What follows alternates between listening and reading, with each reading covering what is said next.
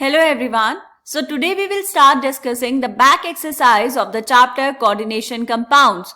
We are done with the examples and the in-text question. So let's see the question number 1 from the back exercise. The question is, explain the bonding in coordination compounds in terms of Werner's postulates. क्या पूछा है बेटा? Werner's postulates के terms में आपको यहाँ पर explain करना है बॉन्डिंग को in coordination compounds. Werner was the first scientist जिन्होंने कोऑर्डिनेशन कंपाउंड्स को स्टडी किया था और उसमें बहुत सारे डायमेंशंस को एक्सप्लोर किया था, right? So the first point is, in coordination compounds metal show two types of linkages, valences, that is primary and secondary valency. Werner ने कहा कि एक कोऑर्डिनेशन कंपाउंड में जो मेटल है वो दो तरह की वैलेंसी शो करता है, primary valency and secondary valency.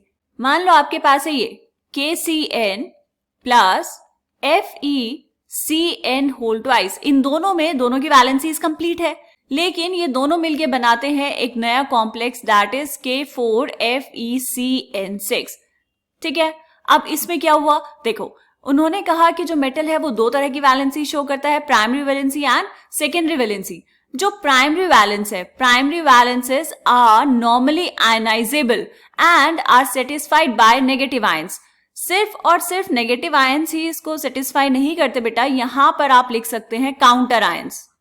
ठीक है, उन्होंने कहा कि जो प्राइमरी वैलेंसेस है वो आयनाइजेबल है और उनको सेटिस्फाई करते हैं काउंटर आयंस या फिर नेगेटिव आयंस. जैसे अगर हम यहां पर K4FeCN6 में बात करें बेटा, तो ये जो है स्क्वायर ब्रैकेट के अंदर जो एंटिटी है उसको हम बोलते हैं कोऑर्डिनेशन स्फीयर. उसके ऊपर कुछ चार्ज होगा, कौन सा चार्ज होगा? Negative charge.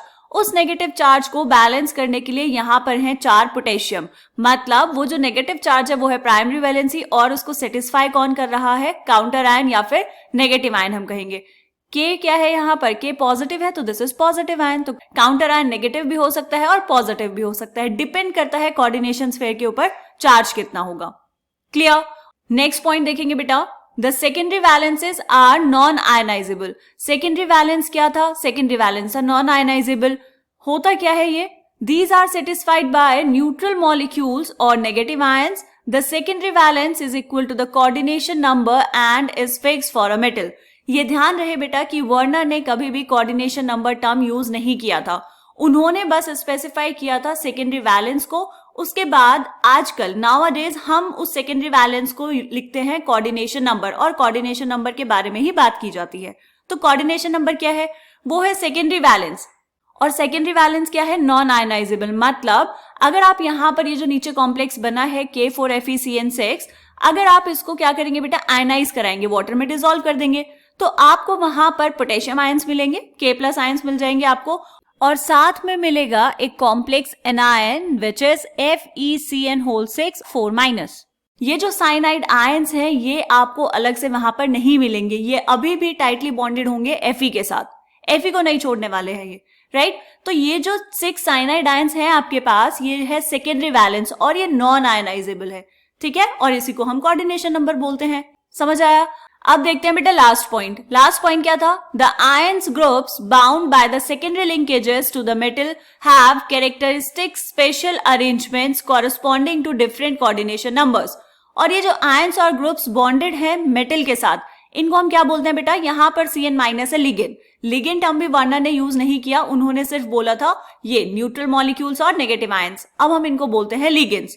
उन्होंने कहा कि ये जो लिगेंड्स मेटल के साथ बॉन्डेड हैं ये स्पेस में एक स्पेसिफिक अरेंजमेंट में प्रेजेंट होते हैं. ये डिपेंड करता है कि उसका कोऑर्डिनेशन नंबर कितना होगा. जैसे अगर यहाँ पर कोऑर्डिनेशन नंबर 6 है तो ये कैसे अरेंज होंगे बेटा? ये अरेंज होंगे ऑक्टाहेड्रल अरेंजमेंट में. ये है Fe और यहाँ पर 6 क्या होंगे? यहाँ पर ये CN- आयंस होंगे. तो ये है ऑक्टाहेड्रल अरेंजमेंट. सो ऐसे कोऑर्डिनेशन नंबर पर डिपेंड करेगा कि स्पेस में जो लिगेंड्स है उनका अरेंजमेंट कैसे होगा. ठीक है, तो ये थे वर्नर्स के 4 पोस्टुलेट्स बेटा जो उसने दिए थे. Primary valency, secondary valency. Primary valencies are ionisable where secondary valencies are non ionisable. Secondary valency metal के लिए फिक्स होती है, प्राइमरी वैलेंसी आयनाइजेबल है तो उसको काउंटर आयन सेटिस्फाई करते हैं, राइट? जो आपके पास ग्रुप्स हैं या फिर जो आयंस हैं जिनको हम आजकल लिगेंड्स बोलते हैं, जो मेटल से डायरेक्टली बॉन्डेड हैं, उनका स्पेस में एक स्पेसिफिक अरेंजमेंट होता है. बहुत सिंपल क्वेश्चन है. अब मिलेंगे नेक्स्ट क्वेश्चन में, तब तक के लिए बाय बाय.